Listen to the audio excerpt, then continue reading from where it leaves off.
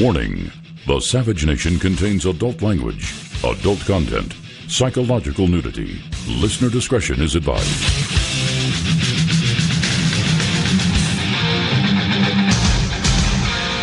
And now, America's most exciting radio talk show, The Savage Nation, home of borders, language, culture. And here he is, winner of the National Radio Hall of Fame Award, Michael Savage. Not like a yacht today. They could have fallen off the mast. They could have died of scurvy. A lot of the seamen died. And now we're a generation that is addicted to drugs and pornography. And the president yesterday says that we can be the generation that ends the opioid epidemic. That's a good thing, right? No, you're wrong, not according to the vermin in the media. If you can believe what I'm about to tell you, Trump comes out as the first president to try to end the opioid epidemic, and the rats, the sewer rats in the media with suits and ties and dirty dresses, the sewer rats in the media say it's not enough. Lydia, why didn't he do more, Lydia? We've interviewed some heroin addicts who said they're glad to hear it, but the president has not gone far enough. Well, how far did Obama go in ending the opioid epidemic? Like nowhere? He didn't even lift a toe. So no matter what Mr. Trump does, these sewer rats in the media will say he didn't do enough, or he was wrong, or he did this, he did that. I could go on all day long about my hatred. It's becoming not just distaste, anger, rage. It's absolute hatred for these sewer rats in the media. They have destroyed the world, and now they're destroying the country. You may think that they are innocent and just doing it for fun, but you have no idea what damage they're doing to this country and to the world. And I will tell you right now, if you think that there's not going to be a rebound effect to the Wolf Blitzers of the world and what they are doing, Mr. Blinky with the white beard, who should have been a tie salesman in the garment district of New York instead of a newsman, he has the same mentality as a tie salesman as far as I'm concerned. One question after the other giving them away. It's unbelievable to me. So the president says, okay, we're going to be the first generation that ends the opioid epidemic, and they attack him, even though no other president tried to do it like this. Listen to the president in clip one, will you please? Beyond the shocking death toll, the terrible measure of the opioid crisis includes the families ripped apart, and for many communities, a generation of lost potential and opportunity. This epidemic is a national health emergency.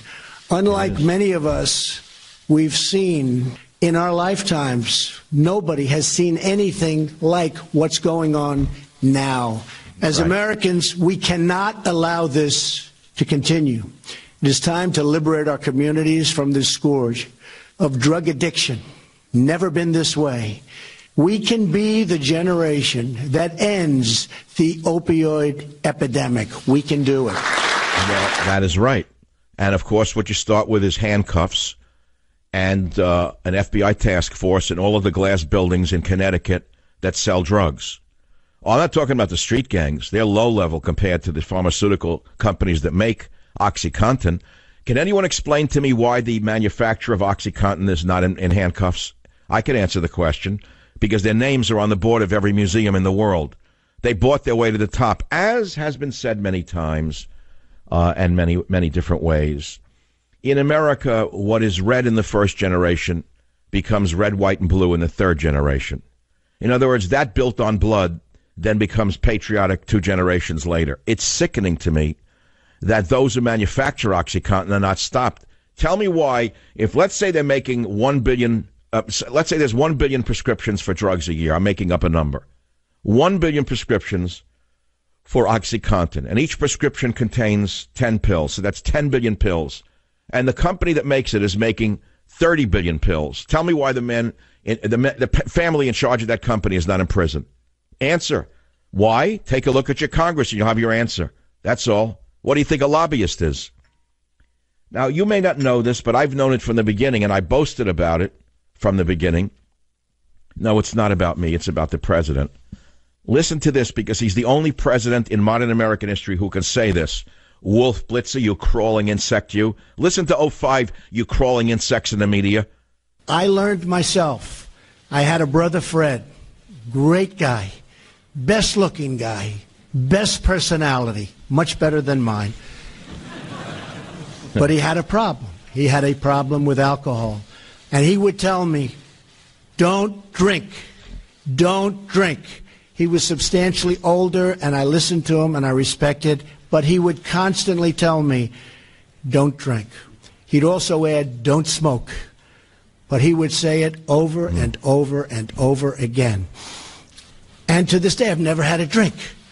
And I have no longing for it. I have no interest in it. To this day, I've never had a cigarette. Don't worry, those are only two of my good things. I don't want to tell you about the bad thing. There's plenty of bad things, too. But he really helped me. So here is a president who has never had a drink and doesn't smoke, who should be a role model if we had, other than what we have in the media, which are sewer rats disguised as objective reporters. It's sickening to me.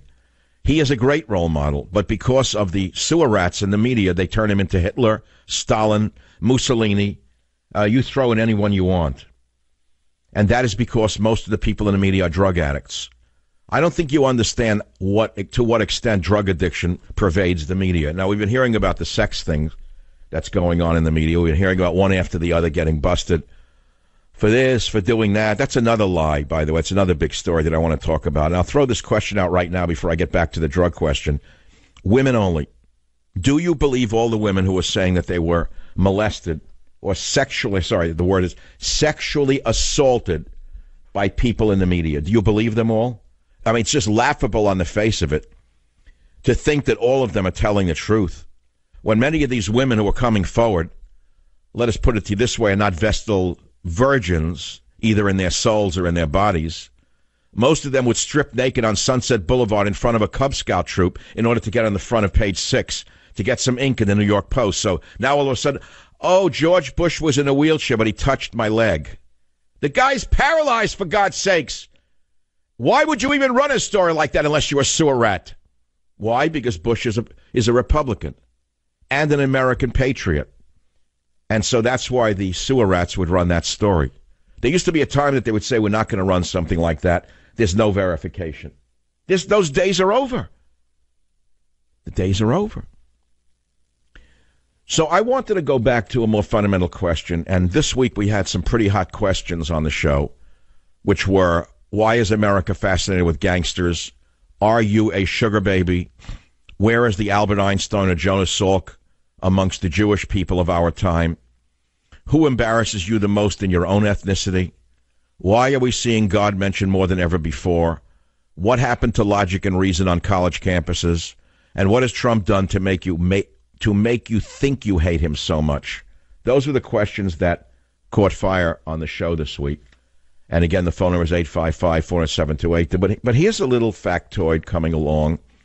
I'm going to ask you a question as if I'm a teacher in a school, in a college, doesn't matter. And I'm going to say to you, which nation do you think has the highest rate of consumption of illegal drugs? Listen to me. Which nation consumes the highest amount of illegal drugs per capita?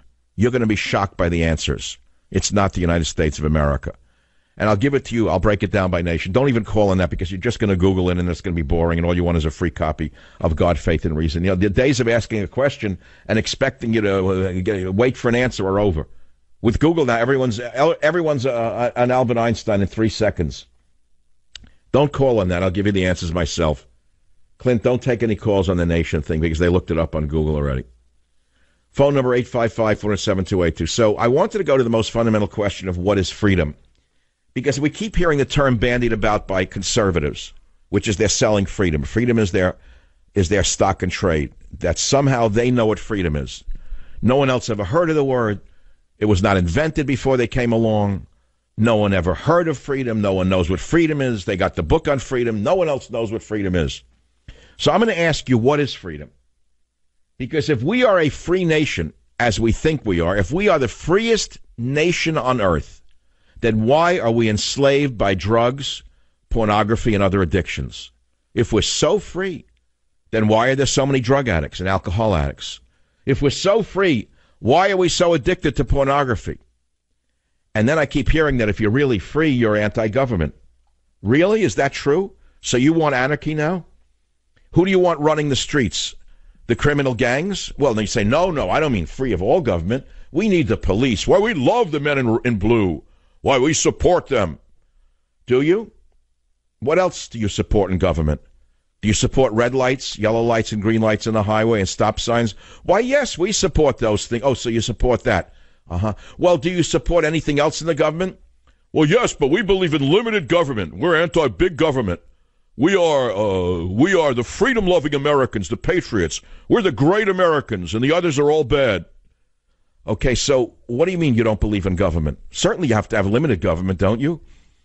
Well, if you have a limited government, so you agree that there needs to be some government. So if you agree there has to be some government, we have to decide as the governed what we want governed and what we want controlled. That's the real question, Plato, isn't it? Yeah, so therefore, Glaucon, what do we do next? Well, Glaucon says what we have to do next is arrest all the pornographers and ban all pornography and seize all the assets of all the pornographers that they have accrued over the last 30 years, even if they've hidden the money with their children, grandchildren, grandmothers, or in the Cayman Islands. Seize all of their money, use all of the money for pornography rehabilitation, and put the rest of them in prison for the rest of their lives. I know you're applauding inside your hearts. Now we'll go down the next step. What do you do about the drug addiction problem? Well, you could spend money on treatment from today until tomorrow. It's not going to have much of an effect. Everybody knows the recidivism rate on drug treatment is very, very high. Okay, and there's a reason for it. The real answer is not treating drug addiction. The real answer is stopping the flood of drugs into America. I told you many years ago I went to Malaysia, and I was shocked when I was driving in from the airport at Kuala Lumpur to see a gigantic billboard the size of an apartment building that said, using drugs in Malaysia is punishable by death. It was very clear that there was a real campaign to stop the use of drugs in Malaysia, and they punished drug dealers by killing them, and there was a reason for it, because they were near the Golden Triangle where drugs are produced, and they knew that the entire nation would be addicted to drugs unless they cracked down on the drug dealers. I don't hear anyone talking about any of these things, by the way. So these are some of the questions that I'm thinking about. And if you care to join the conversation today on the Savage Nation Friday edition, I will give you the answer in a moment of which countries consume the largest amount of illegal drugs. You probably will be shocked by the answer because it is not the United States of America. And I will also explain to you not only which countries consume the highest amount of illegal drugs, the largest quantity of illegal drugs, but the drugs they are consuming. You'll be shocked when you hear the answer. Trust me, it's worth waiting for. Back in a minute on the Savage Nation. Join the Savage Nation. Call now, 855-400-SAVAGE, 855-400-7282. Savage. The Savage Nation is sponsored by Swiss America, the only company I trust with my financial future. Call 800-289-2646 or SwissAmerica.com.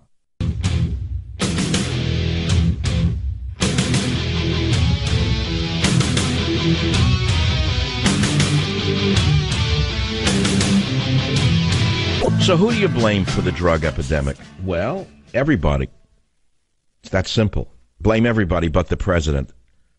Now, Nancy Reagan, to her credit, had a campaign called Just Say No. It had some effect upon an entire generation who learned to just say no to the scum of the earth who were trying to get him to try a marijuana cigarette or a little cocaine or God knows what else. It worked to a certain extent. It probably saved a lot of lives.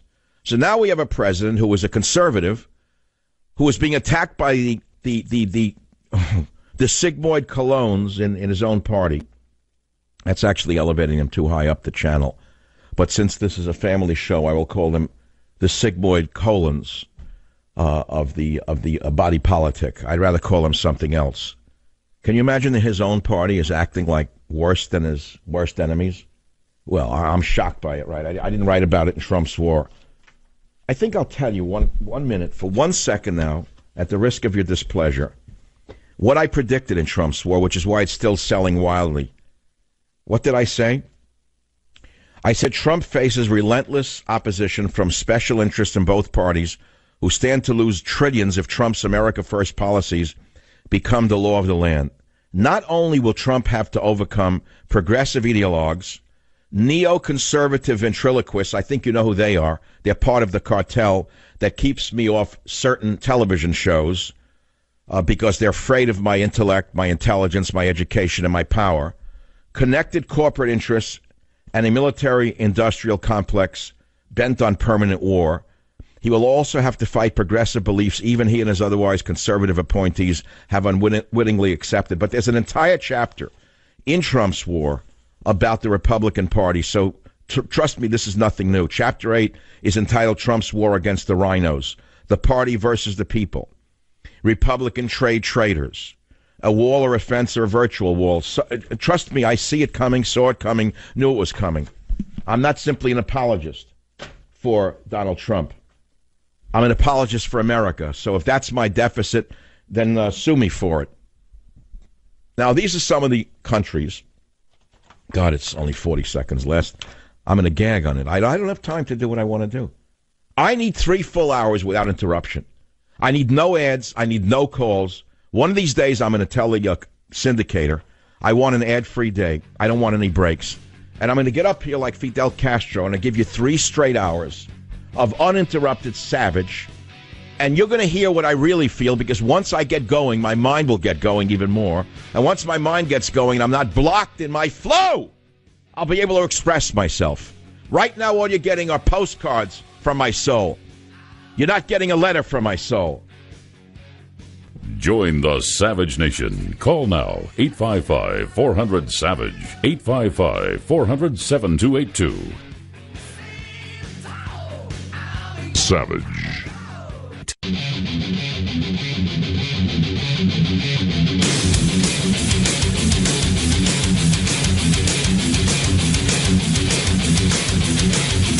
To round them up and hang them. Not these people in particular. Just those who glorify drug use, which would be everyone in the entertainment business. So now we're seeing a big scandal of Harvey Weinstein. When have you last heard about the scandal of the fact that he's been promoting violence in his movies from the get-go? And rampant sexuality in his movies from the get-go. You say, well, are you a prude? No. Do you want censorship? I'm not so sure I don't. How's that? I don't know. I grew up in a time where there was self-censorship. I grew up in a time where the film producers wouldn't dare produce this kind of salacious material. And so there was no need for censorship at that time. I also grew up in a time when I remember my father again saying to me, have you noticed that in every movie with criminals, the criminals always die or go to jail at the end?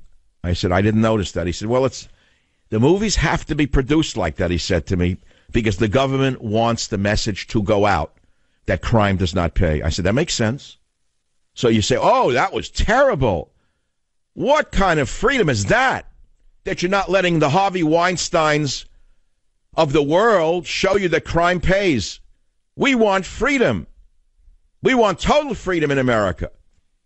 We want the Weinsteins to be able to show every little boy that it's good to be a criminal and you'll get away with it. And your friends who will kill themselves studying are the morons. That's the kind of freedom we want here. That's what we want in America today, to allow the Weinsteins of our time to run roughshod over the country, over the soul of the nation. No, I think the government's got to get involved in the movies, got to get involved in the drug epidemic, which Trump says he's doing. I don't know exactly what they're going to do. More treatment? Big deal. Half the treatment facilities are owned by drug cartels, so far as I can tell. They get you coming and going. Well, look into the board of directors of drug treatment facilities. Why don't you see if there's any interlocking corporate directorships between the treatment facility giants and the manufacturers of hard drugs. See if they're not sitting on pharmaceutical boards and on treatment boards. And then you'll understand why nothing will really happen. It could even be worse than that, for all I know. If I were writing the script, it would be much worse than that. But I'm not a script writer. I'm only a talk show host. I have a limited knowledge of everything. My limited knowledge, one man of 7 billion has a very limited knowledge of the world. But with the limited knowledge that I have, I express it. It's that, it's very interesting. I actually thought of that for the first time, because if you're in the media, you get megalomaniac. You become a megalomaniac and you think that you know everything and you're smarter than everybody. And then when the microphone goes off or the Klieg lights go off and you got to get up in the morning and there you are again, the same exact worm that God made. The same thing made from that foul drop that same thing you are. And you got to get yourself up and wash your face and have your coffee or your chai or whatever you make to make yourself better than the next man. Not coffee, of course, if you're superior and you're a vegan. You wouldn't have something as evil as coffee. You have something like chai, some special drink, only for you, made only for you, at the 7,000-foot range, picked by dwarfs of a certain spiritual class. God forbid someone should touch the leaf that you're drinking who is impure. And then at night, after your workday is over, all you purity freaks, you go to a nightclub till 4 o'clock in the morning and fill yourself with garbage. The next day, of course, you're a vegan again, drinking chai, lecturing everybody on white privilege and racism. And the cycle continues. There's another addiction in this country, which is an addiction to lies. The lie of white privilege. What a convenient way to hate white people. What a convenient, brilliant way to attack an entire race through racism and call yourself purer and holier than thou. But getting back to the issue of the top 8 countries consuming illegal drugs, I promised this to you 20 minutes ago. Here's the list. Number 1, roll the drums, Jim. Do we have any drum roll? No, it's too hard to do with the list. And poor Jim. I asked him to do 2 minutes. It's Friday, for God's sakes. I got to give this guy a break. We're having fun in the studio. Yesterday I had a good day. I knew it was coming today. I knew I was too happy yesterday. I knew today would be a crash. Today's a crash Friday. I'm very upset over a lot of things, which I'm not going to express to you. It's not your business. The number 1 nation that uses drugs is, roll the drums in your head, Iran. That's right. Holier than thou, Iran. Strict Muslim, strictly Muslim Iran. Holier than everybody, with the mullahs running everything. Those pure mullahs, you know how good they are, don't you? Suffers one of the highest opiate drug addiction rates in the world. 14.32% per capita use heroin. Even though it's an oppressive religious government, even though Islam is allegedly against drug use, isn't it odd that Iran is at the top of the is at the top of the list, and that the country's drug of choice are opiates? How is that possible? I thought the mullahs were so frum. I thought they were so pure. I thought the mullahs were so clean. I thought the mullahs were so great as role models. Highest, top of the list of countries consuming illegal drugs. 14.32% use heroin. Why? How is that even possible? Why? Because Iran's location in the Persian Gulf is an important transshipment point for Southeast Asian heroin on its way to European markets. Just remember the French connection. But heroin is not the only problem in Iran. Drugs are also being brought in by the trainload from Afghanistan, mainly opium. Oh, you didn't know opium was grown in Afghanistan? Did you know that's why all the American boys were dying there? To keep the old trail open? Make sure come on, that's an absurd conspiracy theory. I know that. All these boys are not sent there. They're sent there for freedom. The boys are sent there to be butchered for freedom. What if it turns out we're just a Hessian force that's being sent in to make sure the drugs keep flowing? Because the odd part about that one, and I'm almost reluctant to say it because it makes me very nervous to say it, the Taliban oppose the growth of poppies. Did you know that? Oh, yeah. Yeah. We want them to have the freedom to grow poppies. How does that figure out? So Iran suffers one of the highest opiate addiction rates in the world. They also have a big problem with synthetic drugs. And by the way, this is an odd one. Even though there's a strict penalty in the Islamic Republic of Iran, they regularly enforce the death penalty for drug offenses, and yet they have one of the highest rates of drug use in the world. So I'm not so sure the death penalty would even work. What would work? Do I have an answer for you? I'm only one of 7 billion. Unlike others in the media, I am not God Almighty. I'm only a talk show host. Roll the drums if you found them, Jim. We'll give him number 2. Any kind of sounder. So that was a 5-minute break for you to find. Oh, he found them. Look at that. It was like a one-man job here. Poor guy. Should have 12 people in the studio, not one. I should have a sound effects man, a coffee man, a tea man, a chai man. Right? Poor Jim has to do it all. United Kingdom is at number 2, alcohol, 13.65% capita. So they're boozers in England, a bunch of drunks. 1.6 million people in England are alcohol dependent. But listen to this. The treatment rate is very low because they don't want to be treated. Or they don't want to be treated. They love being drunks. It's part of their tradition. In other words, it's their tradition to be drunkards in England. They don't want that stopped. What are you, crazy? Be treated?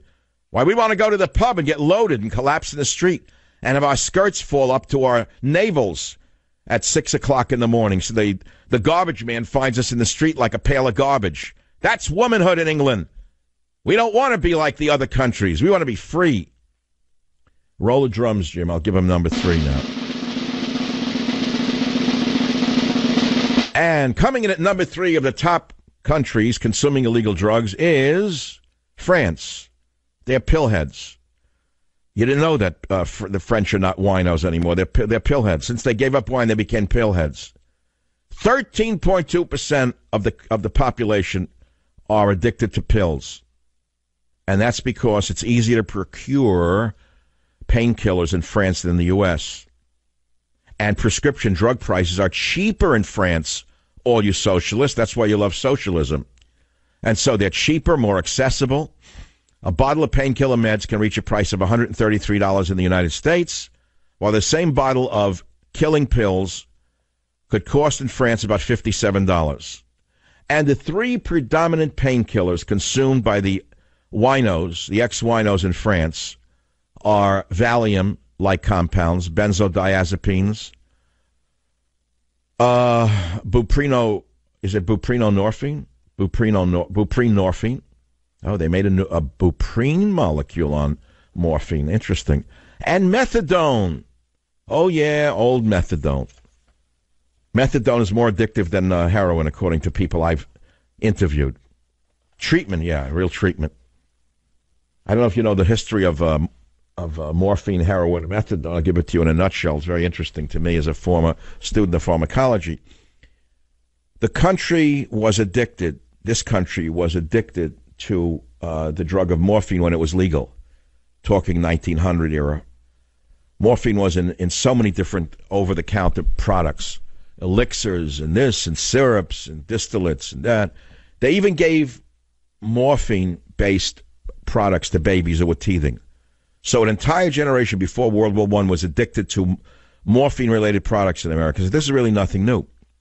But the addiction to morphine became so great that the scientific community was asked to come up with a synthetic derivative of morphine that would produce some pain-killing properties without being addicted. So the scientists produced 3,6-diacetyl morphine, which means they added acetyl groups to the morphine molecule, and then it was proposed to be much safer than morphine while affording similar, if not superior, pain-relieving qualities. So they released the equivalent of the 3,6-diacetyl morphine, and it was very popular because that product, 3,6-diacetyl morphine, is heroin. Heroin was produced in the laboratories as a cure for morphine addiction. Okay, so then the heroin addiction became a bigger problem than the morphine addiction. Spin the clock forward 50 years. Now we come to treatment for heroin. So the government scientists come up with methadone. Hey, how many times have you seen poor drug addicts? Oh, here's the thing, take the thing, suck the thing, drink the thing, take the pill, got to take the pill and the treatment. Now it turns out that junkies were more addicted to methadone, which was highly available on the streets because it was such a great high that methadone became a drug of choice for a lot of people addicted to heroin. So I don't have an immediate answer to the problem. I'm giving you the top countries consuming illegal drugs, because I think it's a fascinating thing to learn that Iran is at the top of the list, even though it's a strictly Muslim nation, and that there's a death penalty for drug offenses. And then number 2 is UK with booze consumption. And number 3 are the pillheads over in France. They're no longer using wine. They're using pills. They love their Valium. Liberté, equality, fraternité. And, of course, benzodiazepine. Join the Savage Nation. Call now, 855-400-SAVAGE, 855-400-7282. Savage. The Savage Nation is sponsored by Swiss America, the only company I trust with my financial future. Call 800-289-2646 or SwissAmerica.com.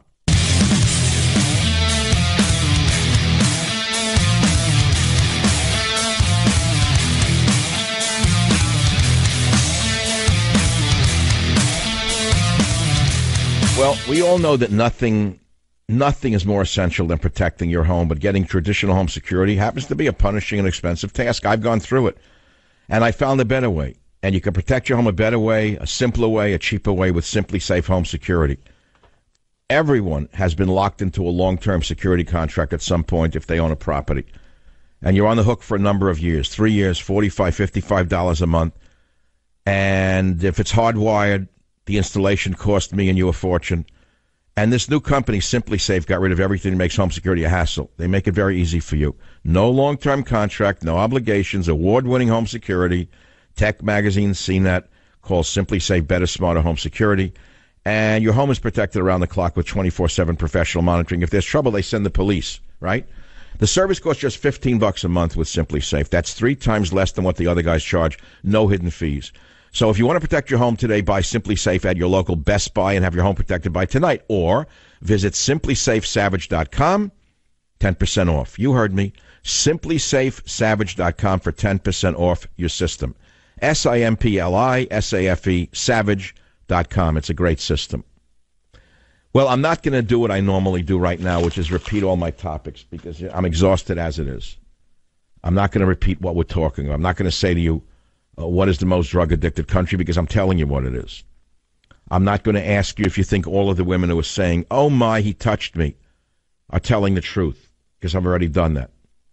But I am going to ask you in the next hour, have you been wrongfully convicted by a greedy, vicious prosecutor who himself or herself should be in prison? Because I have some prosecutorial horror stories that you're not going to believe when you hear them. Something that will not make it to Wolf Blitzer, since he's part of the government media complex. And that's the government media legal complex.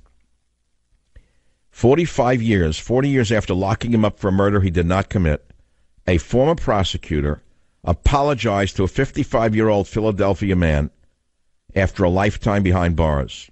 You hear this? He said, whoops.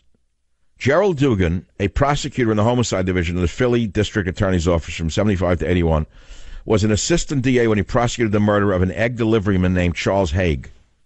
A 15-year-old boy named Kevin Brinkley was charged in the case. But the teen's relatives insisted at the time that his younger brother Ronald actually committed the robbery on December 22nd, 1977. Are you ready for the rest of the story? The man in jail for all these years was paroled last week. Just paroled last week. And where is the prosecutor who threw him in the clink for a lifetime behind bars? He's chairman of a Philadelphia law firm. And what was his punishment for doing this? He apologized to Brinkley after inviting him to his office. Isn't that nice? Isn't that sweet?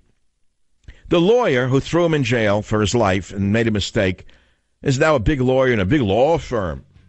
He said, you never saw a sunrise, you never saw a sunset, you never drove a car, you never fell in love, blah, blah, blah, blah, blah. And I want you to know I'm responsible for that, because I told the jury what they should do, and they did it. Really, is that right? And that's enough? You said, whoops, is that it, Mr. Prosecutor?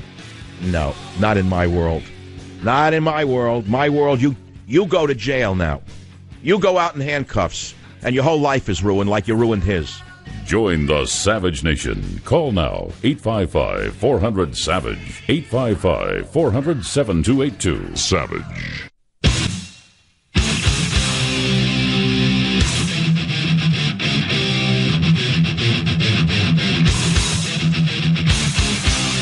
Warning. The Savage Nation contains adult language, adult content, psychological nudity. Listener discretion is advised.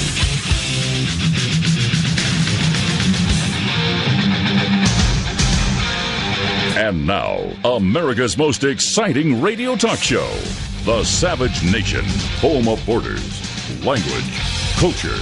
And here he is, winner of the National Radio Hall of Fame Award. Here we go. It's hour number 2 on a Friday. I'm not going to say like Mr. Preacher telling you you're evil if you use drugs. To me, it's not a matter of good or evil. It's a matter of whether you want to be an addict or not. I don't put a moral judgment on drug use. It doesn't make you dirty or evil. What it makes you is an addict. And the whole question now is the president comes out and says, okay, we got an opioid crisis, which Obama never admitted. And he's attacked for saying we have an opioid crisis by not having done more. That's the best Wolf Blitzer could do, who should have been a tie salesman in the garment district instead of sitting on television making believe he's an objective reporter. But there's no point in my yelling about Wolf Blitzer. It's not going to change anything any more than it is yelling about drugs and drug addiction. What good is it? Tell me what good it's going to do. So the president says that he's going to do something about it. What is he going to do about it? What can he possibly do? Throw more money at the problem? You and I both know the treatment rarely works. The recidivism rate is overwhelming. By the way, sex and drugs came out yesterday. U.S. study links marijuana use to more intercourse. No kidding. No kidding. Marijuana makes you more of a sex addict. Found it. The frequent marijuana users have 20% more sex than those who abstain. I know the liberal answer is so the Republicans ought to take more marijuana or use it. Maybe they'd have more sex and they'd be less mean. I know how that works. It's like putting a flower in the barrel of a gun, make love, not war. That worked really well in World War II or on Hacksaw Ridge. It would have worked real well on Hacksaw Ridge if our troops had put flowers in the barrels of their machine guns instead of bullets. Yeah, all right. Stupid. Stupid is as stupid is. Top 8 countries consuming illegal drugs. I gave you 3 or 4. Top 3. 1, Iran, heroin. 14% of the per capita uses heroin. Iran, would you believe that? I know you wouldn't have guessed it because I didn't. I thought the U.S. would have been at the top of the list. Number 2, roll of drums. United Kingdom. No, I didn't mean roll of drum. I didn't want to hear it. It was a psychic roll of drum. Number 2, United Kingdom, alcohol. 13% of them are drunks, and they don't want treatment. I don't know. Also, UK is reportedly a major consumer of Southwest Asian heroin and Latin American coke. So much for England. Number 3, French, no longer wine. Now it's painkillers, mainly benzos and methadone. That's France. Well, let's save it for another show. Number 4, roll of the mental drum, Slovakia. They like inhalants. No wonder they're so intelligent. Slovakia, inhalants, 13% of the per capita. Mainly inhalants, toluene, in other words, like nail polish remover.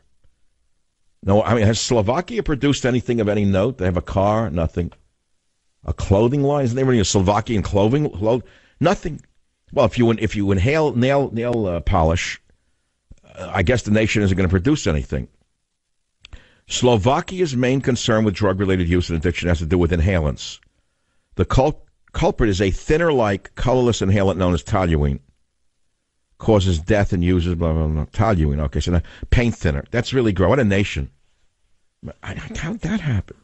Russia, number 5, booze, 7.1% of the population. Alcohol, mainly vodka. Research, most of the 25% of Russian men who don't reach the age of 55 die from alcohol-related causes. Liver disease, alcohol poisoning, alcohol influence accidents, violence, or even suicide, affecting negatively the overall lifespan of the average Russian. All right. But that's not the only problem in Russia. They spend more on illegal drugs in a year than the annual budget of the Ministry of Defense in Russia. Can you believe this? Aside from booze, heroin also constitutes a major problem in Russia. And that's because they have a porous border with Afghanistan, where the upstream heroin drug trade originates, period. Number 6, roll the mental drums. Afghanistan, heroin, 6.9% per capita use heroin. And it's worth mentioning to you that Afghanistan is the leading producer of poppy opium. It's reported that up to 50% of opium-using parents also give the drug to their children. Wow. Oh, my God. Okay, number 7 on the list of addiction nations. Are you interested in this? I mean, I make believe it's a graduate seminar in drug use because, I almost said Obama. I meant Trump. I can't, it's like a blur now. I almost said Nixon. I could have said Eisenhower. Whoever the current president is, Trump, said that he's going to, I'm sorry, Said he's going to do something about the opioid problem. Okay, number 7 on the list. Roll the drums in your head. Canada, they're addicted to marijuana. That figures with the ballerina running the country. 6.4% of the nation is addicted to marijuana. I think that's good to know because what you don't know is that marijuana is the most addictive of all drugs. And although you have been brainwashed into thinking it is benign and healthful, it is the exact opposite. It is an entry-level drug. Mark my words, in your lifetime, you will see marijuana controlled again by a future government. It doesn't matter whether it's a Democrat or socialist government, marijuana will eventually be made a drug that will be controlled again because it's destroying too many children. Number 8 on the list is the United States addicted to prescription pills. 6.2% per capita addicted to pills, painkillers. And what's the number 1? Opioid abuse. More alarming statistic comes from someone who states that almost 5,500 people start to misuse prescription painkillers every day. And we all know the stories. Back injury, neck injury, surgery. They give you the Oxy, and bingo, the next thing you know, you got scabs on your face and you're on a show called Intervention. And your family's crying in a hotel room next door. And you come in and there they are. There's Mother Jane and Father Joe weeping about what a great girl you were, and they don't know how it happened. And then they show you the baby pictures, and you were twirling a baton in high school. In college, you were on the chess team. The next thing you knew, I don't know, you slipped and fell and hurt your knee, and the next thing you know, you're a junkie. I can make a joke of it. I know it's not a joke. Now call up the proper authority. And I made a joke and it hurt you. It personally offended you. Okay? Call Harvey Weinstein. Maybe he can help you. Everything offends somebody. I have a sarcastic way of dealing with things. It's the only way I can get through life. And if that offends you, I can't help it. Then turn on a show that's not offensive, if you can find one. To me, the most offensive shows are the ones that pretend that they're not biased. They offend me more than the ones that are biased. Because I'll take an overt bias any day. At least I know where the guy's coming from. As opposed to guys that pretend they're not biased. They're the most snake. The biggest snakes of all. How do you treat it? What would you do to treat the opioid problem? That's what the president says he's going to do. I don't know what he's going to do. Where's the sound sheet? I hear it. All right, so I knew that Mr. Trump never used alcohol, never used cigarettes, which I thought was fantastic. What a strong man he really is. Really strong guy. I don't know anyone who, by the way, doesn't use alcohol. I don't know one person. I drink. I drink every night. Rarely a night goes by that I do not have a drink. I don't consider myself an addict for one reason, and that is I never drink during the day. I think in my entire life I've had maybe one drink during a daytime. I don't drink till after the sun goes down, and at this point, I usually have maximum 2, maybe 2.5 ounces at most. And it's funny, I was told by an alcoholic that I could never be an alcoholic because I have a chemical feedback mechanism. In other words, when I've had enough, which is after about 2 ounces, 2 drinks, I get a feedback mechanism where the drink I'm having doesn't taste good anymore and I don't want it. That's a natural kickback mechanism. I just don't want it anymore. And I was told that alcoholics have no such feedback mechanism, that once they start, they can't stop. And they drink until they're, oblivious. So I'm not worried about it. So I have my own. And some days I just don't want to drink. I'm too tired. My good friend Lorenzo told me 20 years ago, he said, never ever drink when you're tired. It's a very good rule, by the way. A lot of people come into a restaurant, they're tired, they have a glass of wine. Worst thing you could do. The worst thing you could do is have a drink when you're tired. Absolute worst thing you could do. But getting back to the issue of the feedback mechanism, in many cases, drug addiction is a chemical problem. In many cases, it's just simply a lifestyle choice. And I don't have the simple answer. I'd be sitting like a fool to tell you I have the answer. I don't have the answers. Too many people involved, too many different reasons, too many real cases of severe pain that can't be controlled for me to sit here like a moron and tell you I have the simple answer. I mean, we're just talking about the problem, which is about all I can do right now. And I have pain right now in my neck. I wish I had something to use. I don't know what it is. I'm sleeping on a new pillow. I don't know what. My neck, I woke up for 2 days now, like a crink. I think it's the news is getting to me. No, it isn't. It's the pain of the book. The stress of God, faith, and reason is the highest stress I've ever had with any book. I don't know if you know this. A friend of mine, a really important guy, said to me, Michael, stop it. He said Kubrick was not just the director. Was only the director of the movie. He was not also the public relations agent, the salesman in the street, the printer, He said, Michael, you're the author. Why must you do everything for this book? Why are you so involved with every aspect of who gets the book, who doesn't get the book? I just actually inscribed a copy 10 minutes ago to President Trump. I asked his assistant if the president would like to receive it. She said, absolutely, yes. So it's going out by express mail. I got to spend $66 to send a couple of... Kills me. I hate it. Now, I could have the publisher send it, but it's not inscribed that way. So I sent it to the president, and I hope he gets it before he leaves on a trip next week to Asia. He's leaving, what, Friday? And yeah, listen, I got to tell you an inside story. Next Thursday, he's having a Radio Row group of people to come in, and you're sitting like on a desk next to other people, and you do your show, and then he comes table to table and talks about tax reform. I respectfully declined for two reasons. One, because I don't do Radio Rows, number one. And number two, I don't do Radio Rows, number two. And number three, I don't do Radio Rows. That's all. And when he wants to see me, he'll have time for me. I'll come there. And that'll be that. I'm just not going. I wish all the guys who were going good luck. There are mainly local hosts and some smaller national hosts will be there for that time. And it's a big world. There's a lot of people in this business. Everybody wants my position. They all wish that I would drop dead and go away already so they could get the job. But I don't plan on going anywhere so soon. So thanks, guys. I hope you have a good time next week, but I'm not going to be there. And for those of you who control the cartel, where you control 4, 5, 6 hosts, and it all comes through one money source, through one agent, stay tuned for what's coming very soon about how the world finds out about this cartel and what they think about the lies that you put out about how much you love freedom and competition. And they'll find out that you're worse than the people that your talkers put down. I am so pissed off at this cartel, you have no idea.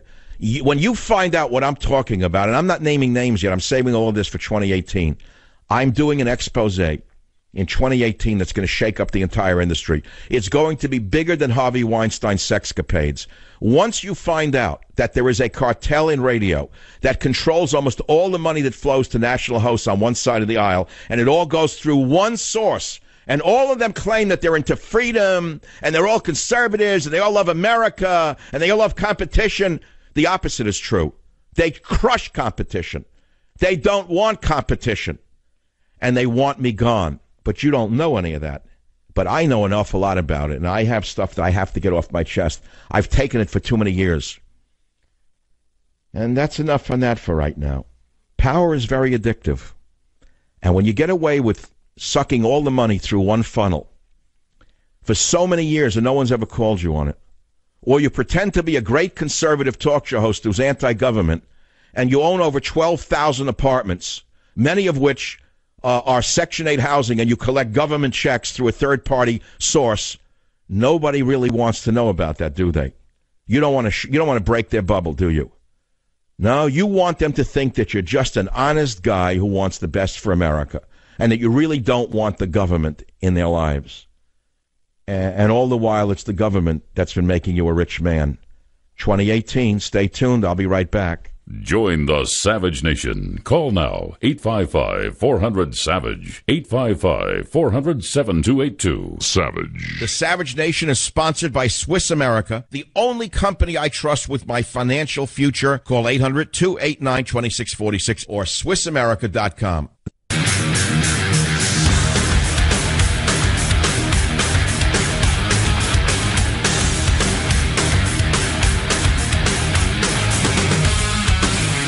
Where is Jimmy Cliff? Is he still alive? I hope he's alive, man. What energy he had. I read that Little Richard is ashamed of his past. He's seeking God now. Used to be involved in orgies and men, women, didn't matter. Now he's apologizing to God. I don't understand it. One after the other now, they're finding God. Is it because of my book, God, Faith, and Reason? Somehow it's filtering out that God's in the air. They may not even know that it's because I started talking about God, faith, and reason now for quite a while. I know you say, oh, come on, don't be so egotistical. I am not egotistical. I am like the guy who throws a pebble into a still pond and it ripples out from me. Oh, come on, we never see you anywhere on television. It doesn't matter. You know, I've been on the radio for almost a quarter of a century. That's awesome. How many presidents have come and gone and I'm still here? How many senators have come and gone and I'm still here? How many people in the media predicted I wouldn't last a week are gone and I'm still here? So is it about me? A little bit, but it's really not. It's about somebody up there. I think there is somebody up there, and I think that somebody up there has paved the way or greased the skids a little bit and kept me just down enough that I didn't get too big, because if I got too big, I would have gotten too much, like too egotistical, and I probably would have blown it. I probably would have bought 14,000 apartments in Miami over the years and things like that. Or I would golf in Hawaii and come back and tell you I'm just a poor man who drives a broken Volkswagen with 6 windows and this way to the egress. And he didn't want that. He didn't want that, you know. I want to talk about Rasputin one of these days. It's not the right day. I was talking about drug addiction. But when I was watching that show on that movie from 1971, wow, I hope you can catch it on Alexandra and what his name is, the Romanovs, and see how they lived the glory of ancient Russia and how the peasants were starving to death and how it led to the Russian Revolution. And then how the left-wing parties all killed each other for power.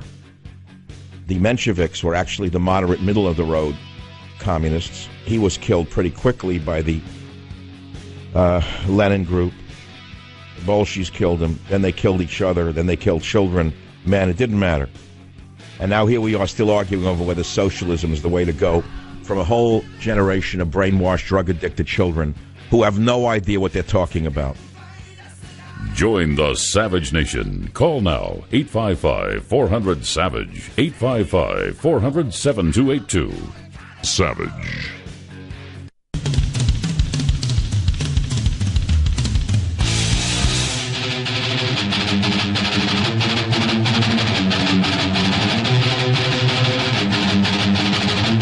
And so therefore I will go nowhere except to another movie. Welcome back to the Savage Nation. We're talking about drug addiction, the opioid problem. We're talking about which countries have the highest rates of addiction. We're talking about, do you believe all the women who were saying, oh, he touched me, oh, he molested me. And we're talking about this and that. The president never had a drink, doesn't smoke. That's not good enough for Nancy Pelosi. That he doesn't drink and he doesn't smoke. And all of the other, I can't use the proper word because it's a family show in the media. There's only a couple of people in the media I trust. One of them joins us right now. Laura Ingraham, guest ready. Her book, Billionaire at the Barricades. Laura, what's going on the book row? Oh, hey, Michael. Good to talk to you. How's everything going there? Horrible. I'm in a horrible mood as usual. It's Friday. Oh. And I don't know, like I got a bad neck, something. So, Laura, how's the book tour going? It's good. I had to cut it short because of this new show I'm doing on Fox on Monday. But, yeah, we hit, I think, number 8 in the New York Times list. But you got to keep it going, Michael, because you got a lot of liberals on the list, as you know. Now, what is your book, Billionaire at the Barricades, and why should anyone read it? It is Hello? Oh, we lost her, right? That was nice. Bingo. That was she's probably in a tunnel somewhere in the CIA. I don't know where she is. Clint. Okay, well, she'll call us back. That's all. The minute she does, we'll take it. Let's take some. I haven't had a caller yet, an hour and a half. Would you believe this? All right, is Tim still there on line 7? Who's the best caller? Because we had a lot of people holding a long time. David on KLIF in Dallas, line 2. What's on your mind, David? Hey, Mike, I've been under pain management for now 7 years, and initially when I started on them, they were prescribing me 240 pain meds a month, okay? The only possible way that I have found to break this addiction is my own personal beliefs in God and just, committing to reducing it. How many meds do you use a month now? 100. 100 a month? 100 a month. That's about 3 1/4 a day. And you started at how many a month? 240. And you're doing it through self-control? Well, through my doctor. I mean, I've been through quite a few doctors to get to... But so you're saying prayer helps you with some of the pain management, right? Oh, positively. No question about it. All right, well, that's something people need to hear. I'm sending you a copy of God, Faith, and Reason, which I'm sure you're going to love reading, okay? Oh, thank you so much, Doctor. No, you got it. It's good for what ails you. We're waiting for Laura to call back. Apparently her line broke, right, Cliff? She went in a tunnel or something? A tunnel of love? Is she back or not? Just what are you shaking your hands through the screen? Yes or no? I don't know. I'm looking through the screen. Yes? Where is she? Line who? Where is she? I don't know. See, I'm not getting the right signaling here. Oh, Ingram. Line 10, Ingram. Laura, you're back. You went through the tunnel of love. You're back? It's another assault against the populist movement. No, it's the NSA did it. I know, right? A big secret. Now, you're probably walking through a tunnel into CIA headquarters, right? Oh my God, it's a nightmare. Are you going to be in Florida over Thanksgiving? Why? Who's there? Well, I'm going to be, so I was thinking we could have dinner. Let's just talk. Are we going to Mar-a-Lago? Well, I'm not a member of Mar-a-Lago, but we could go somewhere. Well, no, but is the president inviting us for his Thanksgiving dinner? No, I have no idea. I'm not interested in that. I'm interested in seeing you and your family. me more than President Trump. Yeah. Because at least I have a drink. He doesn't. Well, I think for him it's a good thing, and it is a very good thing. For me, it would kill me if I didn't drink. If I didn't have a drink, I'd be dead. I can't drink really much anymore. I've decided it just doesn't work with me. I'm pretty much not. Well, you're going into a high gear. Monday is the big day, huh? Yeah. So it's. Laura, come on, be honest with my audience. A little butterfly-ish over Monday. Oh yeah. Oh, of course. This is kind of the biggest. But you have been on Fox for how many years now? You used to fill in for a man whose name I'm not allowed to mention because of what happened. 10 years. 10 years? So what's the big deal? So you're going to go for, you did fill-ins for a whole show, right? Yeah, but filling in for someone is different from having, your name on the show, it's your team, it's your booking, it's your effort, it's your monologue, it's your, so, yeah. I know, it's a big pressure. And how many children do you have to deal with? 3. That's all. 3 children, new house, new career. What more could you ask for? Yeah, well, and my friends. And my family are my friends. So you're my family. Well, you have faith. Don't you have faith? I mean, you're very religious, aren't you, without going into it? Very religious. I'm a fallen person, Michael. I'm a fallen. Well, you're a fallen angel like all of us, but you are a very, very faithful person. You believe in God, don't you? I get down on my knees every night and I pray for wisdom and humility and patience because I'm very impatient, extremely. One of my worst faults. Well, all of us in the media have a Lawrence O'Donnell moment. Yeah. So I need to take a... I mean, but he heard hammering in his head. Stop the hammering. Stop the hammering. Who's hammering up there? Who's hammering? Who's hammering? I'll come up there myself. Who's hammering? Let me tell you, I empathize with anyone who goes through like a live broadcast and stuff just doesn't work. I mean, until, you know this, Michael, until it's your show with a microphone and the light goes on and then it's just, it's easier said that, keep your cool. Yeah, okay, yeah, you should keep your cool, but sometimes it's not easy. All right, don't worry about it. So you got a hot temper. So what? That's what makes you great.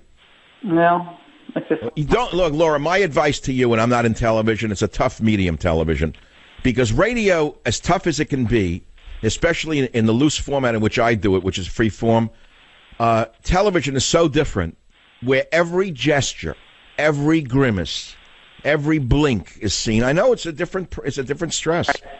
Well, also for women, I'm like a tomboy, so I wear jeans and a t-shirt, and like I like to dress up, but I'm much more of kind of an outdoors person, athlete, and so the whole hair and makeup thing, it's just not me. So is that? Why don't you do your show in a t-shirt and jeans? I might. What if like every Friday you did a show as you really are? What would happen then? Fox would go crazy. People would flee the TV. That's what would happen. They'd be like, "Who is?" Well, it's a tough business. So, Laura, on the book tour again, getting back to your book, Billionaire at the Barricades. What's happening out in the bookstores? Well, I think that right now, because there's been such a contraction of bookstores and independent bookstores are under such pressure, it's definitely harder for most authors. If you don't have a platform, like you have a huge platform, your book's coming out. By the way, I just got your book today. I'm so excited. I can't. Oh, thank God they mailed it. I was shocked that good. Just got it. Literally just got it. Wait, hold it. What do you think I look? How do I look on the cover? You look great. Don't I have like a Norman Vincent Peale look, like very saintly, like my eyes like cut right through you? It's a great. No. It's a great picture of you. You look great. I love it. Is that me? But is that the real me, or is there a different me that you see? You don't really think of me as that, with that serene guy with like guru-like eyes, do you? I think of you as a storyteller, who ruminates. You ruminate a lot over things. That's kind of an insult. I don't have any bovine in me. No, you reflect and ruminate, and you tell stories. It's a lost art in the United States. But anyway, back. I know. No, I'm just kidding. But so, Laura, honestly, tell me what's going on. So, because the bookstores are contracting.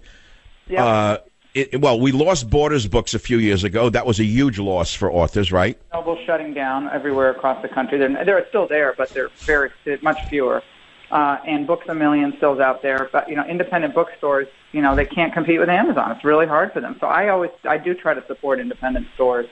And conservative books are routinely shunned by books. Yeah, but Laura, I got to tell you, my books, last 5 in a row, are bestsellers. They're all in heavy placement in Barnes & Noble up front, heavy in Books A Million, heavy in Sam's Club.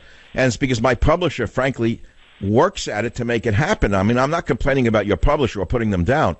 Yep. But, yes, it's a competitive world, the retail world. But 1/3 of all books today are sold on digitally, aren't they? They're like, the digital. It's a little less than it used to be. But, yeah, I think there's still a lot. And Amazon is just crushing everybody. So Amazon and the New York Times list doesn't really count Amazon. They count Amazon, I think, 1/3 as much as they count an independent book sale. So they modify. So if your book's number 1 on Amazon, they don't count all the numbers?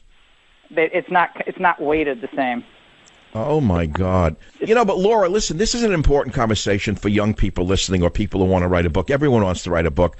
Everyone thinks they have a book in them. And I started as an unknown poet, short story writer. And, if I had thought that I could sell 10,000 copies in hardcover of one of my early writings, I would have thought I was a huge success. The pressure on us today is so overwhelming that unless you sell 150,000 in hardcover, you're a failure. It's a nightmare. Oh my God, no! It's not just that. Unless you have a platform, like a real platform to sell a book, good luck. I mean, it's rare. It's just like in the music industry. It's rare to have a breakout author now. It's really hard. So you have to have a platform like you. But your book did well. It went up to number 8, right? Yeah, well, it just came out. I mean, and now that I'm on television, we'll be able to. Oh, so you're gonna be able to talk about your own book on your own show. That's great. Yeah, well, most people don't know that I was a speechwriter in the Reagan administration. Most people don't know that I was a total rabble-rouser at Dartmouth College when people didn't even call it political correctness. They don't know that I came from extremely humble beginnings and I had the upbringing I had. Most people think that I'm some blue blood. No, if I looked at you, I thought you were like a rich white girl. You had white privilege. I mean, the minute I met you, I thought you were white privilege. No, I have Polish privilege. I'm sorry, I couldn't help it. You know the joke, right? No, exactly. Yeah, well, I had no privilege. I've had to fight for everything I ever had. So, Laura, you're a fighter. I don't want to dwell on it, but people should know, Laura, as a human being. Can you mention? No, that wouldn't be right for me to bring up. But you've overcome a physical problem. I think it's worth talking about so people know what you're fighting, how hard it is. Yeah, I mean, I had breast cancer back in 2005. I was actually, I found out I had it because I was engaged, and we were, wanted to have kids right away. And I went to the doctor, and the doctor's like, "Well, I feel a little something." I'm like, "Oh, great!" And so then I went to get it looked at, and this woman said, "Well, I think it's okay. We can just monitor it every 6 months." And another doctor said, I want that biopsied right away. And of course, I got a biopsied, and I got a call the next day. You do have breast cancer. I'm like, oh, thanks. I'm glad I had another opinion. So, I'm sorry to hear it. And yeah, well, you had a double surgery, Laura, and you overcame all that. And you're on the radio all these years, and now you're on TV. I mean, it's a tough road you're going down, Well, on Thursday, I would finish my show on Thursday at noon, and then I would run to the hospital to do chemotherapy, and then the next day I was totally out of it, and then I'd come back by Monday. Oh my God, you're tough as nails. Laura, stay on the line. I know we were only going to do one segment, but every time you get on my show, we have such a great rapport. We're like the Burns and Allen of our generation. When we come back, we're going to... No, we're better than them. We are going to talk about Laura Ingraham's book, Billionaire at the Barricades, and hopefully, I want to hear what she thinks about God, faith, and reason the minute we come back on the Savage Nation. Join the Savage Nation. Call now, 855-400-SAVAGE, 855-400-7282. Savage. The Savage Nation is sponsored by Swiss America, the only company I trust with my financial future. Call 800-289-2646 or SwissAmerica.com.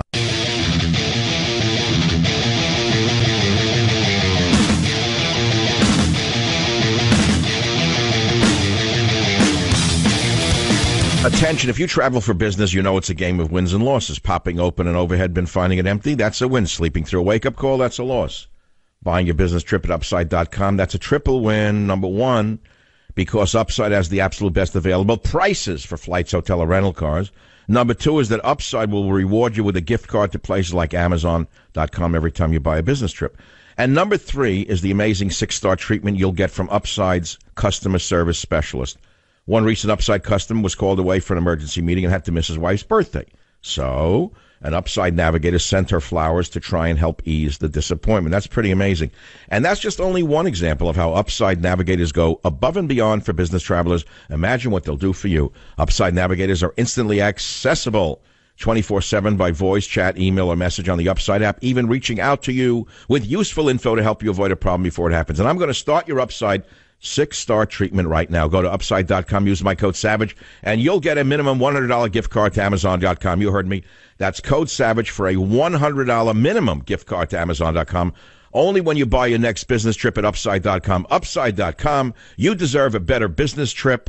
Minimum purchase required. See site for complete details. Now let's go back to our wonderful guest, Laura Ingraham, with her new book, Billionaire at the Barricades. Laura, fire away. You have a minute to tell the world about your book. The country is at a crossroads. We say it, every 4 years, it's at a crossroads. But given the fact that now we have people who think it's okay to kneel for the national anthem, that we're bending gender, that we're spending like there's no tomorrow, that China has the largest standing army in the world, we have to understand how to beat this establishment, beat the bipartisan cabal in Washington. We're on our way with Trump, but we've got to hold him accountable. So we have to understand where we've been to be able to be sure that we're going to be successful as a country. And we have to have fun as we launch this war against the cabal. And I take you every step of the way for the last 20 years on this journey, and I lay out how Trump can actually be successful. And he listens to people like Savage and yours truly, and stays on message and stays on principle.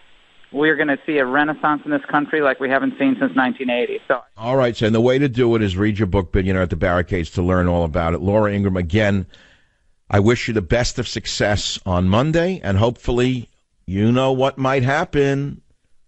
We're working. You might be the lucky one to get me back on television after 20 years of an absence, Laura. Oh, I can't wait. I'm working to make that happen. And Michael, you're just such a great friend and such a great person and patriot, and I adore you. You know that. All right. Well, good luck, and cut down on the stress. Have a drink on me. This is the Savage Nation.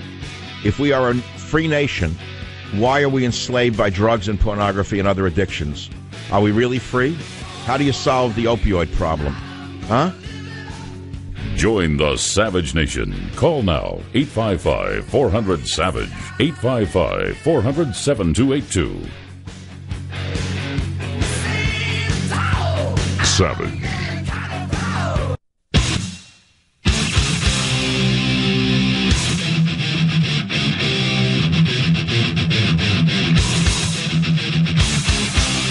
Warning. The Savage Nation contains adult language, adult content, psychological nudity. Listener discretion is advised.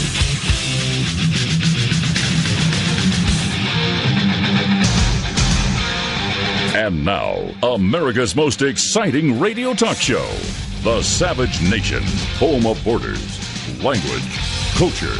And here he is, winner of the National Radio Hall of Fame Award, Michael Savage. And he had a very, very, very tough life because of alcohol. Believe me, very, very tough life. He was a strong guy, but it was a tough thing that he was going through. But I learned because of Fred. I learned. And that's what I think is so important. This was an idea that I had, where if we can teach young people not to take drugs, just not to take them.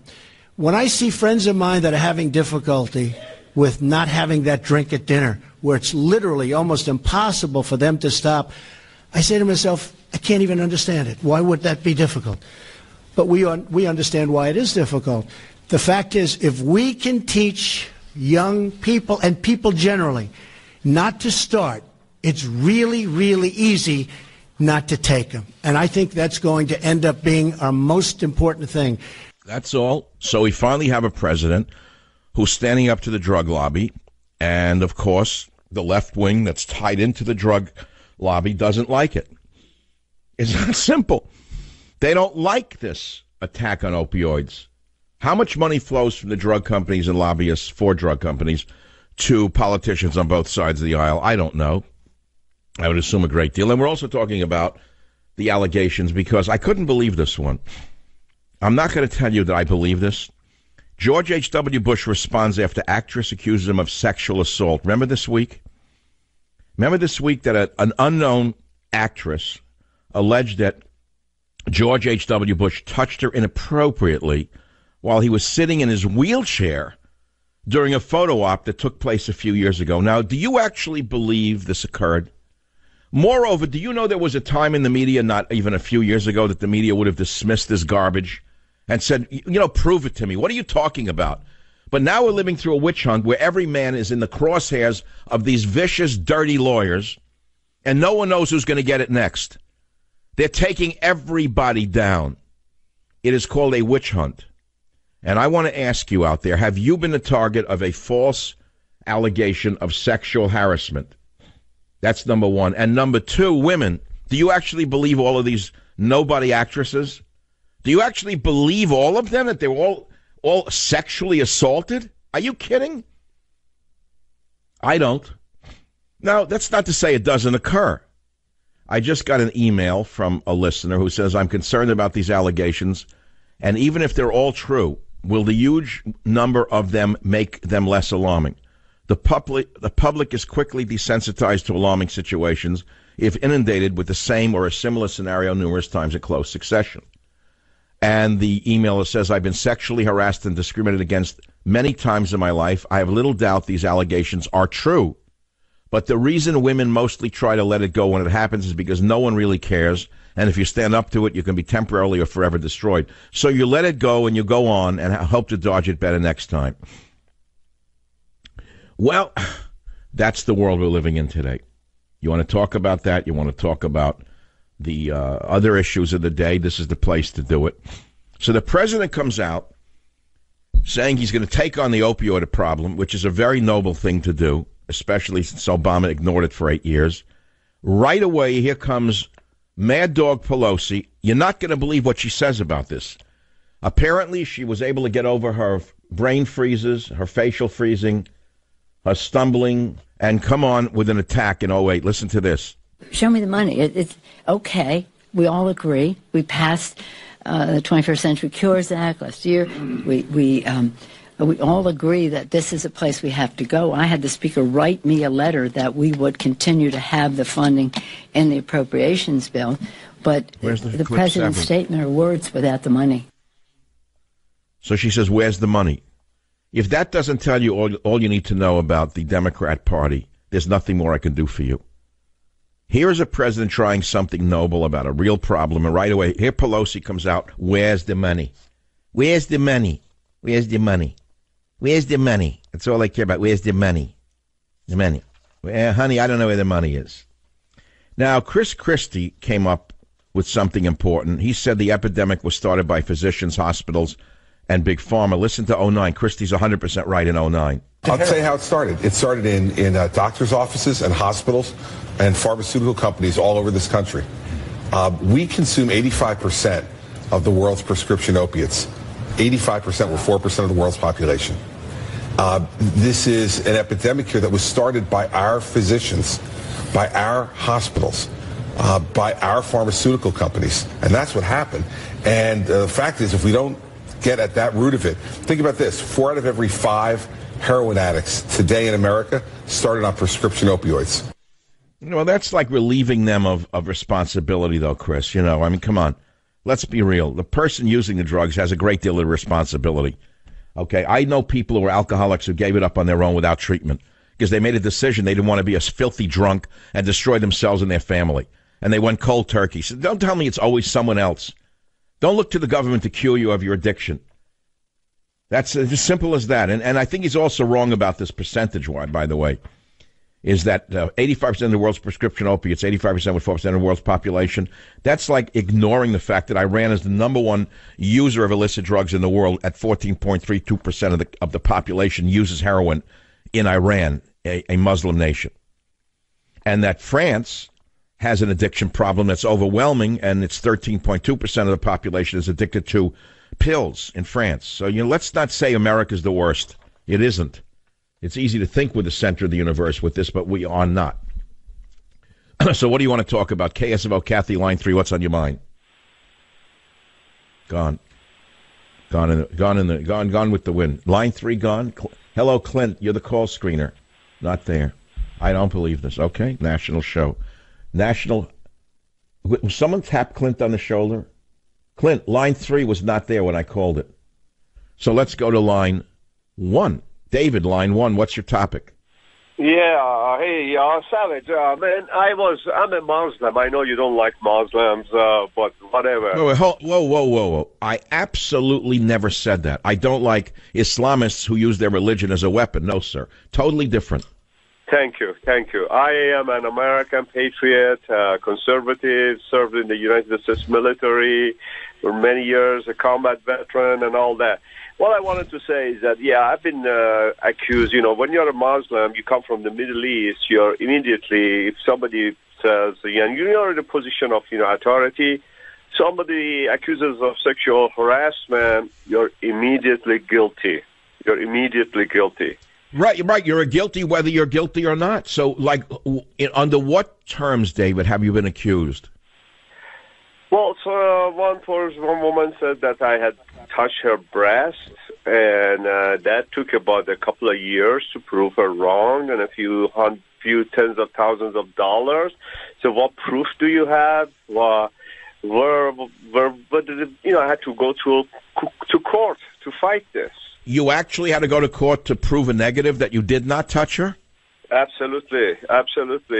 It happened several times in the Army. It happened when I wouldn't promote people. So you were an officer above some of these women, and they said you touched them in order to bring you down. I was an NCO. So what do you think the solution is to all this, David? Publicity. No. Other judges are getting smart. Even female judges are getting smart. And, they're realizing that there's a lot of BS behind this. I mean, I don't know about Weinstein. I mean, that's just a little too much of, I mean, when it comes from the left against left, it's something else. But, things about George Bush Sr., come on, That's what I'm saying. That, to me, was an indicator that a lot of this is made up by these vicious lawyers. And there is a solution, David, which is this.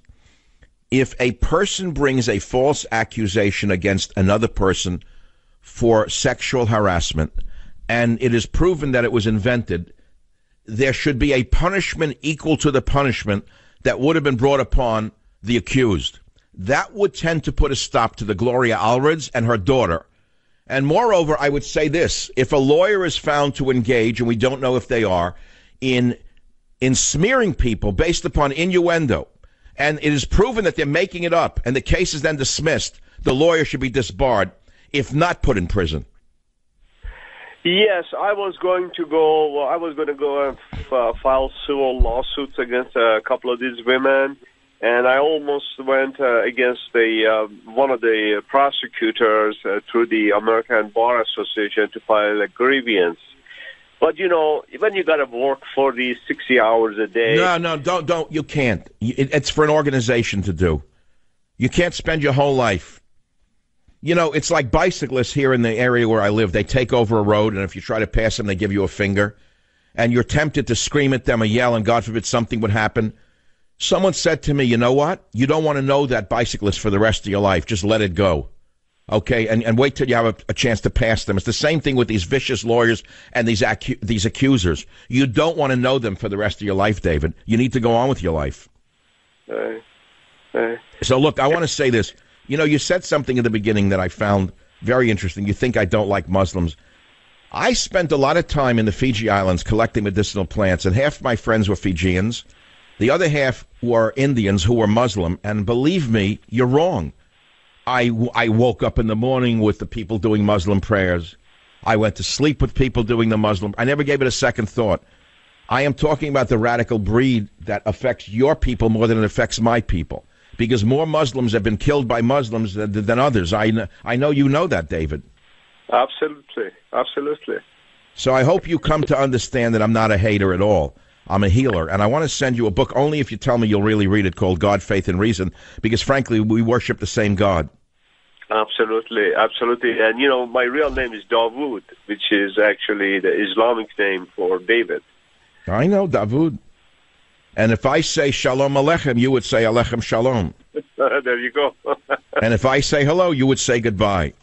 And if I would say the sun is rising, you would say the sun is setting. Oh, exactly, you know. Yeah, I love Middle Easterners because Middle Easterners love to argue about everything. The sun is coming up. The other one says it's not really coming up. The earth is moving. Oh, there you go. Dawood. Shalom, Dawood. Thank you for calling. Stay on the line, Dawood. We'll send you a copy of God, Faith, and Reason. What a great call that is. You know, that made my day. That really made my day. Oh, man, if I could get more people who I can get along with who think I don't like them and they don't like me, and they find out, you know what? This is a product of misunderstanding. It would be so good. That's all. I wanted to read something for you. I'm not doing the book yet. I'm waiting for it. Oh, here it is. This is the last page of my book, which I think I can safely read to you. It doesn't show you the controversy of the book, which I'm holding back for the week of publication. And here's what I wrote. God is everywhere. God is not linear. God is infinite. Envision the Milky Way, all the stars and all the universes, all the pebbles, every grain of sand, all the crawling insects. God created all things big and small. How we approach the Creator defines us. Those who accept Jesus as the Son of God call themselves Christians. Those who bow to Allah are called Muslims. Jews worship the single entity they call God. What of Hindus who worship not God but fantastic entities? And Buddhists who read their poetry of life and bow down to an idol? What do we say of the many who worship the Great Spirit? How do we define those who don't believe in an all-powerful God, but may spend their conscious minutes pondering the stars and planets, the movements of celestial bodies, the quarks and sparks of dying stars millions of light years away, or those who argue over causality, the physicists and scientists who say there is no God except for rational thought and electrical impulses that die when our bodies no longer emit signs of life? Are they not seeking the answer to this ancient riddle as well? And now you understand this book is not an ordinary book. Some would say not by an ordinary man. So don't be so quick to typecast anyone, including yours truly. Michael Savage, author of God, Faith, and Reason. I think you're going to be shocked to find out what's in that book. Back in a minute. Join the Savage Nation. Call now, 855-400-SAVAGE, 855-400-7282. Savage. The Savage Nation is sponsored by Swiss America, the only company I trust with my financial future. Call 800-289-2646 or SwissAmerica.com.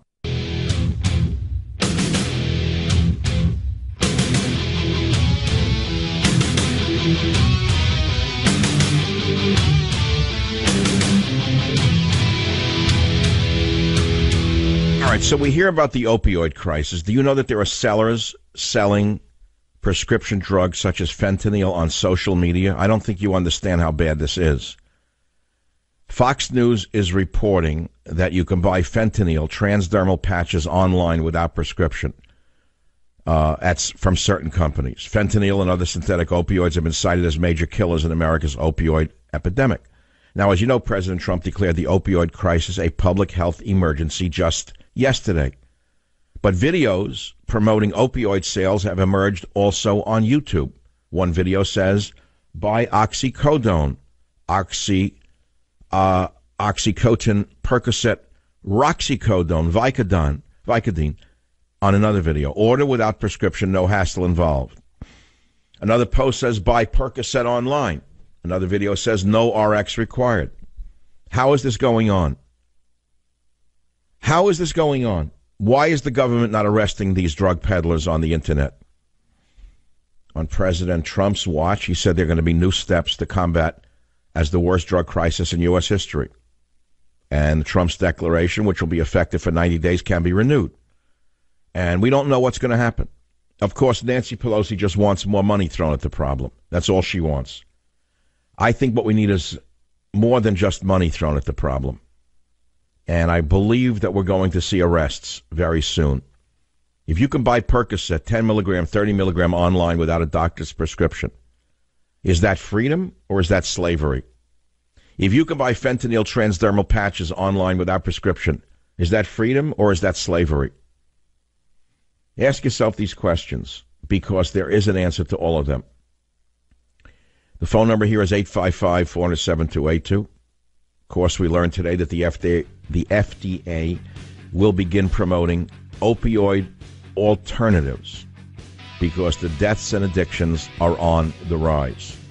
I don't know what the alternatives are. I saw an uncle die of cancer, liver cancer, and I saw him begging for pain treatment, and I saw my aunt curse the doctor saying you can't cure and you can't kill, what good are you?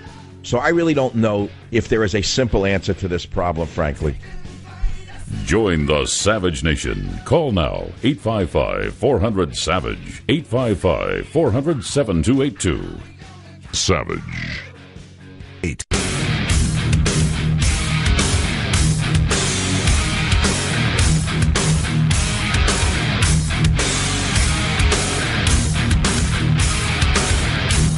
Who do you blame for the drug epidemic? Well, everybody. That's simple. Blame everybody but the president. Now, Nancy Reagan, to her credit, had a campaign called Just Say No. It had some effect upon an entire generation who learned to just say no to the scum of the earth who were trying to get him to try a marijuana cigarette or a little cocaine or God knows what else. It worked to a certain extent. It probably saved a lot of lives. So now we have a president who was a conservative who was being attacked by the sigmoid colognes in his own party. That's actually elevating him too high up the channel. But since this is a family show, I will call them the sigmoid colons of the body politic. I'd rather call him something else. Can you imagine that his own party is acting like worse than his worst enemies? Well, I'm shocked by it, right? I didn't write about it in Trump's War. I think I'll tell you one minute, for 1 second now, at the risk of your displeasure, what I predicted in Trump's War, which is why it's still selling wildly. What did I say? I said Trump faces relentless opposition from special interests in both parties who stand to lose trillions if Trump's America First policies become the law of the land. Not only will Trump have to overcome progressive ideologues, neoconservative ventriloquists, I think you know who they are. They're part of the cartel that keeps me off certain television shows because they're afraid of my intellect, my intelligence, my education, and my power. Connected corporate interests, and a military-industrial complex bent on permanent war.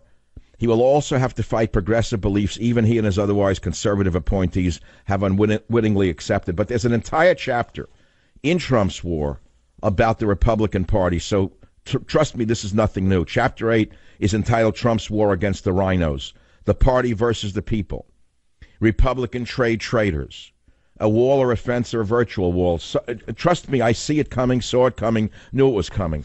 I'm not simply an apologist for Donald Trump. I'm an apologist for America. So if that's my deficit, then sue me for it. Now we're a generation that is addicted to drugs and pornography. And the president yesterday says that we can be the generation that ends the opioid epidemic. That's a good thing, right? No, you're wrong, not according to the vermin in the media. If you can believe what I'm about to tell you, Trump comes out as the first president to try to end the opioid epidemic, and the rats, the sewer rats in the media with suits and ties and dirty dresses, the sewer rats in the media say it's not enough. Lydia, why didn't he do more, Lydia? We've interviewed some heroin addicts who said they're glad to hear it, but the president has not gone far enough. Well, how far did Obama go in ending the opioid epidemic? Like nowhere? He didn't even lift a toe. So no matter what Mr. Trump does, these sewer rats in the media will say he didn't do enough, or he was wrong, or he did this, he did that. I could go on all day long about my hatred. It's becoming not just distaste, anger, rage. It's absolute hatred for these sewer rats in the media. They have destroyed the world, and now they're destroying the country. You may think that they are innocent and just doing it for fun, but you have no idea what damage they're doing to this country and to the world. And I will tell you right now, if you think that there's not going to be a rebound effect to the Wolf Blitzers of the world and what they are doing, Mr. Blinky with the white beard, who should have been a tie salesman in the garment district of New York instead of a newsman, he has the same mentality as a tie salesman as far as I'm concerned. One question after the other giving them away. It's unbelievable to me. So the president says, okay, we're going to be the first generation that ends the opioid epidemic, and they attack him, even though no other president tried to do it like this. Listen to the president in clip one, will you please? Beyond the shocking death toll, the terrible measure of the opioid crisis includes the families ripped apart and, for many communities, a generation of lost potential and opportunity. This epidemic is a national health emergency. Unlike many of us, we've seen in our lifetimes, nobody has seen anything like what's going on now. As Americans, we cannot allow this to continue. It is time to liberate our communities from this scourge of drug addiction. Never been this way. We can be the generation that ends the opioid epidemic. We can do it. Well, that is right. And, of course, what you start with is handcuffs and an FBI task force in all of the glass buildings in Connecticut that sell drugs. Oh, I'm not talking about the street gangs. They're low level compared to the pharmaceutical companies that make OxyContin. Can anyone explain to me why the manufacturer of OxyContin is not in handcuffs? I can answer the question, because their names are on the board of every museum in the world. They bought their way to the top, as has been said many times and many different ways. In America, what is red in the first generation becomes red, white, and blue in the third generation. In other words, that built on blood then becomes patriotic 2 generations later. It's sickening to me that those who manufacture OxyContin are not stopped. Tell me why, if let's say they're making 1 billion, let's say there's 1 billion prescriptions for drugs a year. I'm making up a number. 1 billion prescriptions for OxyContin, and each prescription contains 10 pills, so that's 10 billion pills. And the company that makes it is making 30 billion pills. Tell me why the family in charge of that company is not in prison. Answer. Why? Take a look at your Congress and you'll have your answer. That's all. What do you think a lobbyist is? Now, you may not know this, but I've known it from the beginning, and I boasted about it from the beginning. No, it's not about. Listen to this, because he's the only president in modern American history who can say this. Wolf Blitzer, you crawling insect, you. Listen to 05, you crawling insects in the media. I learned myself. I had a brother, Fred. Great guy. Best looking guy. Best personality. Much better than mine. But he had a problem. He had a problem with alcohol. And he would tell me, don't drink. Don't drink. He was substantially older, and I listened to him, and I respected, but he would constantly tell me, don't drink. He'd also add, don't smoke. But he would say it over and over and over again. And to this day, I've never had a drink. And I have no longing for it. I have no interest in it. To this day, I've never had a cigarette. Don't worry, those are only 2 of my good things. I don't want to tell you about the bad things. There's plenty of bad things, too. But he really helped me. So here is a president who has never had a drink and doesn't smoke, who should be a role model if we had, other than what we have in the media, which are sewer rats disguised as objective reporters. It's sickening to me. He is a great role model, but because of the sewer rats in the media, they turn him into Hitler, Stalin, Mussolini. You throw in anyone you want. And that is because most of the people in the media are drug addicts. I don't think you understand to what extent drug addiction pervades the media. So I wanted to go back to a more fundamental question, and this week we had some pretty hot questions on the show, which were, why is America fascinated with gangsters? Are you a sugar baby? Where is the Albert Einstein or Jonas Salk amongst the Jewish people of our time? Who embarrasses you the most in your own ethnicity? Why are we seeing God mentioned more than ever before? What happened to logic and reason on college campuses? And what has Trump done to make you think you hate him so much? Those were the questions that caught fire on the show this week. America is fascinated with mobsters for a good reason, and the good reason is that we're all powerless, and the law, unfortunately, doesn't often work for us. We feel that we get screwed in a court of law, and we lose even if we're right, and usually the bad guys win. Not always, but usually. If they have more money, they're gonna bury you, and then we get infuriated and we want to get even.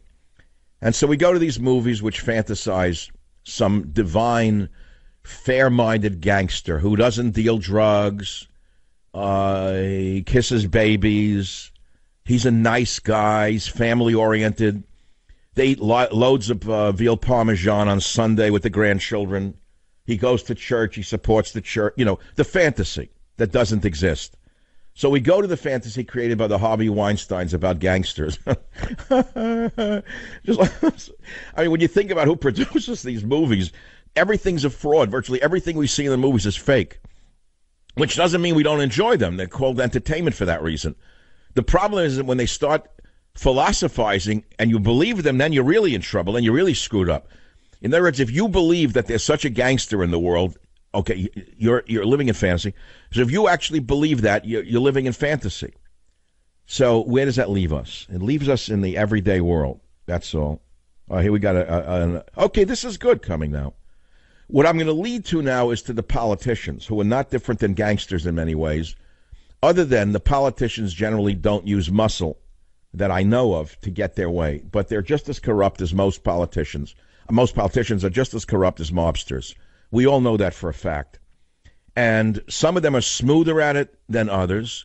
And as I said yesterday, and I will say it again, I don't think it's that controversial a statement, but it's worth repeating for the sake of today's discussion on the program, that while a criminal has a gang of soldiers, a nation's leader has an army of soldiers. Now tell me what the difference is. If you don't have to point it at Trump, because it doesn't just apply to Trump. It applies to any president we've ever had, whether it is a fair-minded Middle Westerner like Harry Truman, who dropped 2 atomic bombs on Japan, killing hundreds of thousands, right? Okay, you could say that's a pretty big gang, the U.S. Air Force. You want to go into that viewpoint, you can. Now you got the situation of what we're talking about here. So you see what I'm getting at here. Where does it end?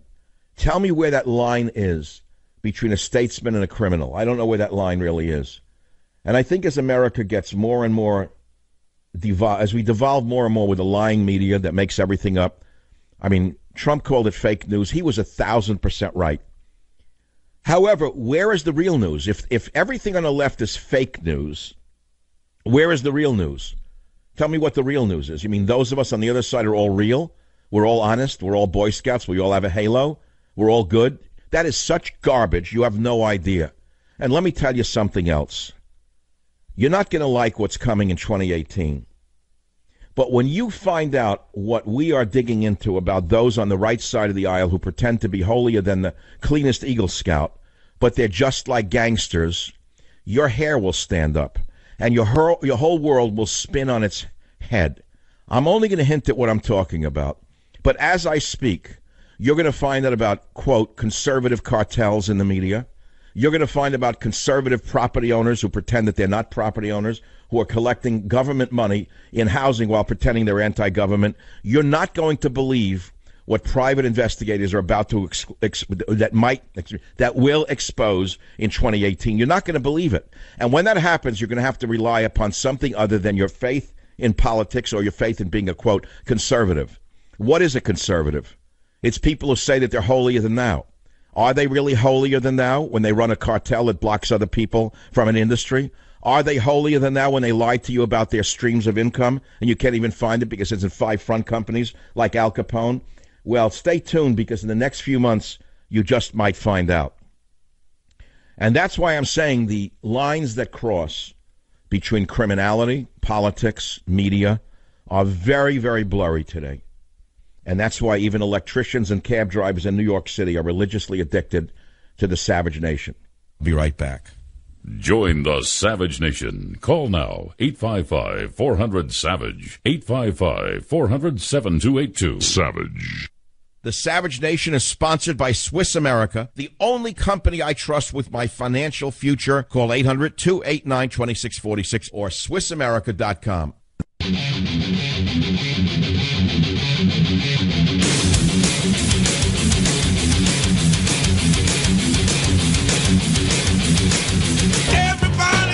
Now, not too long ago, there was a Fox News host, and a really good one, named Eric Bolling, who was accused by women of sexual harassment and fired by Fox.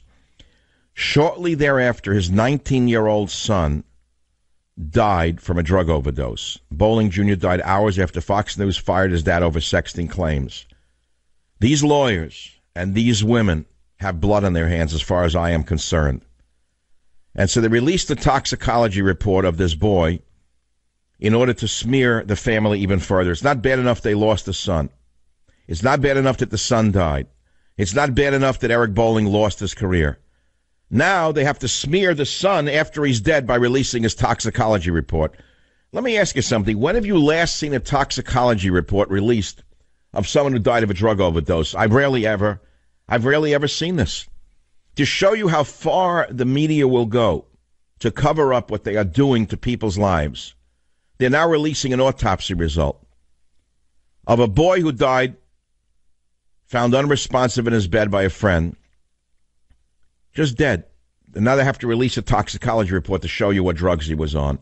Look what they did to Eric Bolling. They killed his son, and they won't stop. After the son is dead, now they release a toxicology report on top of it all.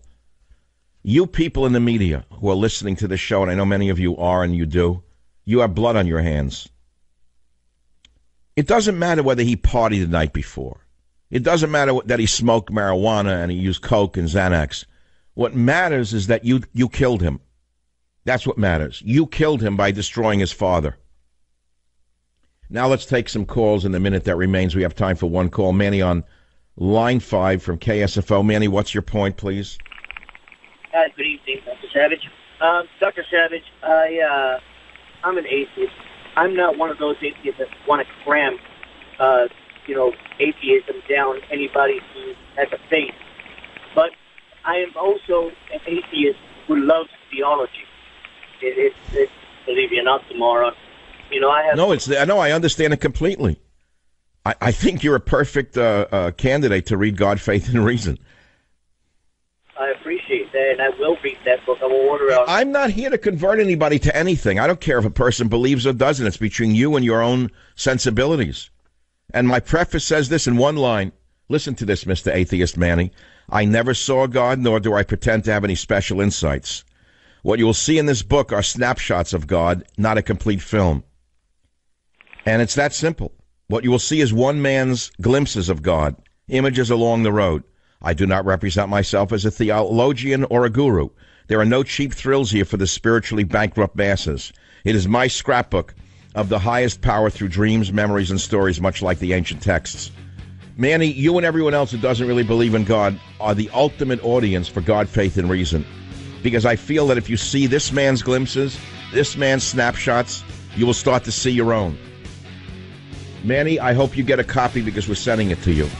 It can be bought on BarnesandNoble.com or Amazon.com right now. Thank you for listening. Have a great weekend. With God's will and your listenership, I shall return on Monday.